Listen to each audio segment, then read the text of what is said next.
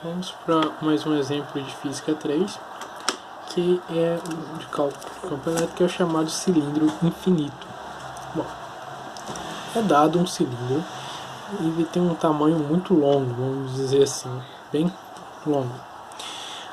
Além disso, ele vai ter, digamos, um diâmetro, um raio de cilindro S, beleza?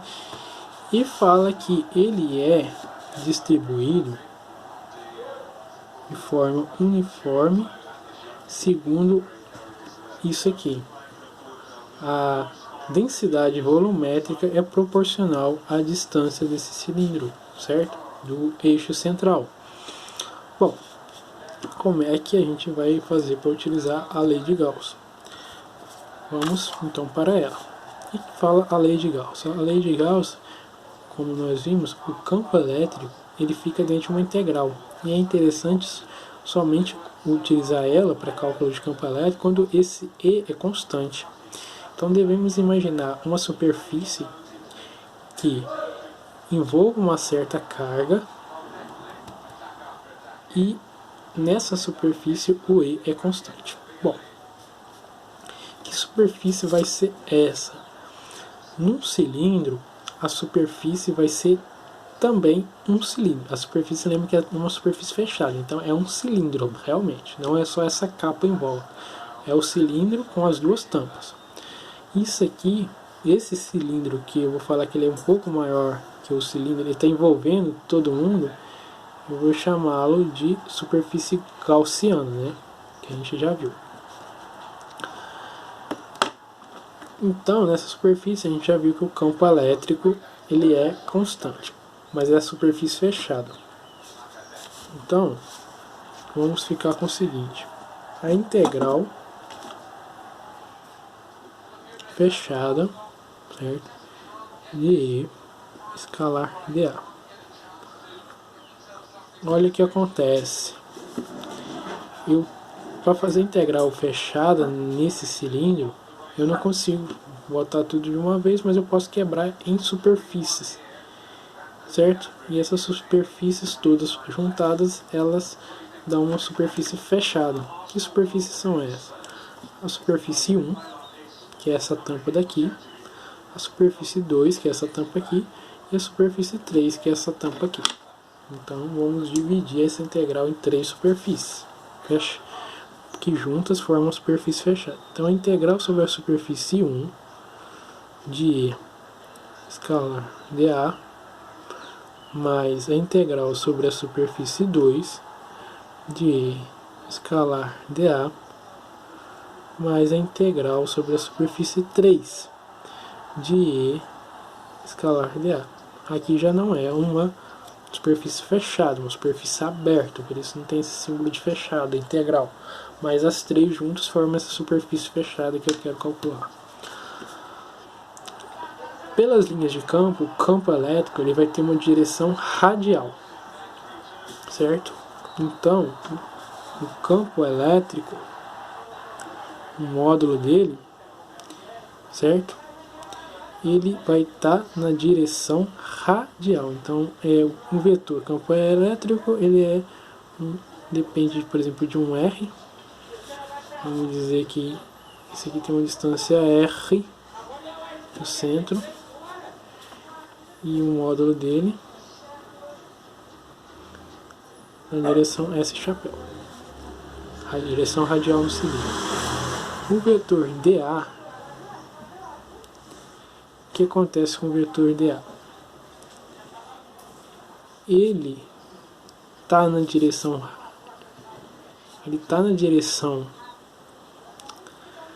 radial na superfície 2 e está na direção do Z chapéu na superfície 1 e superfície 3, o que implica para mim que quando eu fizer o produto escalar sempre do campo elétrico, está sempre na direção radial, com uma coisa que está no eixo Z, forma um ângulo de 90 graus e isso aí dá zero, esse produto escalar. Então eu vou ficar apenas nessas integrais aqui, tanto essa integral produto escalar dá 0, enquanto nessa superfície 3 o produto escalar dá 0. Por quê? O E, a justificativa, o E é perpendicular ao DA. Lembre que o DA ele é sempre um vetor perpendicular à superfície, mas no caso ele é tanto perpendicular à superfície quanto perpendicular ao próprio vetor E. Aqui, o vetor perpendicular DA ele está na mesma direção, então o produto deles não se anula não, viu? Aqui também o E é perpendicular ao DA. E nesse caso aqui, o E é paralelo ao DA. Então o produto deles é máximo. E aí eu vou ficar só com essa integral aqui. Então a integral fechada de E escalar dA vai ser somente a integral de E. Lembre, o E está na direção S chapéu. S chapéu. E o vetor dA também está na direção S chapéu. Vai ficar S chapéu e escalar S chapéu, que dá 1. O E pode sair da integral, então vai ficar só a integral de E dA. A integral em toda essa superfície 2 é a área lateral de um cilindro. Vamos chamar vamos dizer que esse cilindro tem um comprimento L. Então a área lateral é o que? 2πr, certo? 2πr e vezes L. Então isso aqui é igual a E vezes 2πr, beleza? Porque é o cilindro com raio R, Lzinho. Outra coisa que a gente vai precisar calcular, porque não foi dada, é a carga interna. Lembra que a lei de Gauss é igual a carga interna sobre ε0. Beleza. Como é que eu calculo a carga interna? Isso aqui, ó.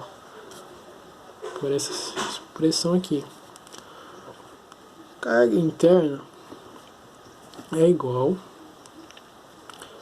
a integral de volume de ρ de tal. D tal é o elemento de volume. E aí, vamos fazer o seguinte, dar uma recordada, né? D tal, então esse integral de todo no volume interno à superfície gaussiana de S, dφ, ds, dz,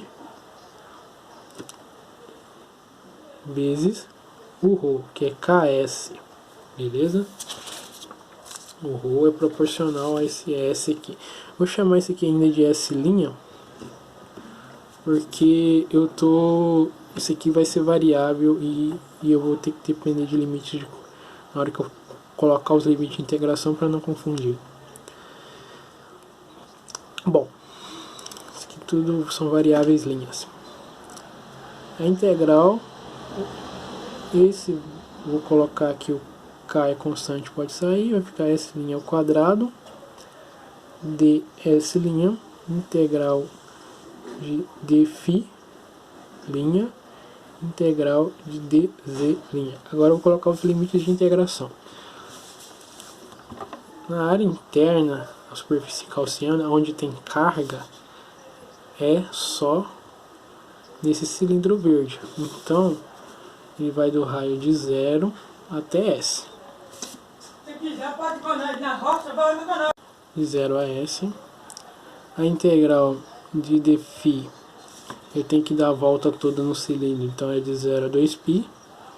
E de Z, onde estou na carga interna aqui, ó, o limite meu interno aqui, ele tem também a mesma largura da superfície gaussiana, que é L. Então vai de 0 a Lzinho.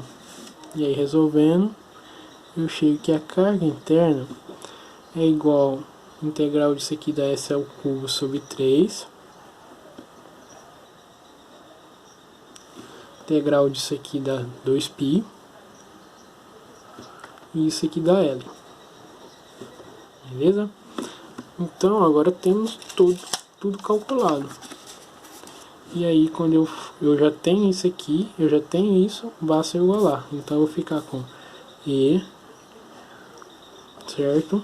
Isso aqui, ó, essa parte a gente calculou e é igual a isso, E vezes 2πrl.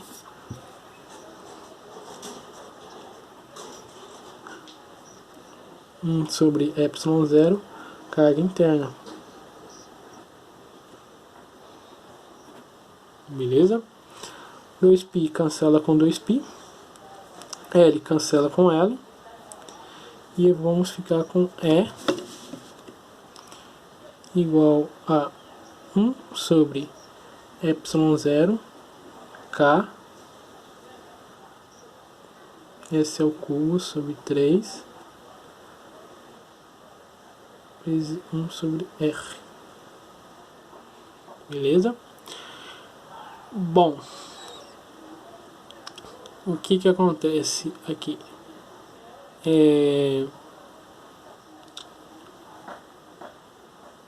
Você tem que o distância R. Beleza? E assim, essa expressão que a gente chega aqui, repare, a gente estava supondo uma superfície gaussiana fora do cilindro, beleza? Então eu estou querendo calcular um campo elétrico fora desse cilindro. Para uma superfície gaussiana e porque eu estou querendo calcular um campo elétrico fora do cilindro, eu chego numa expressão assim, beleza? Agora eu proponho que vocês façam a mesma ideia para calcular o campo elétrico dentro do cilindro, ou seja, quando esse R, onde eu estou querendo calcular, é menor do que S, o que acontece com o campo elétrico, beleza? Esse aqui é para parte externa.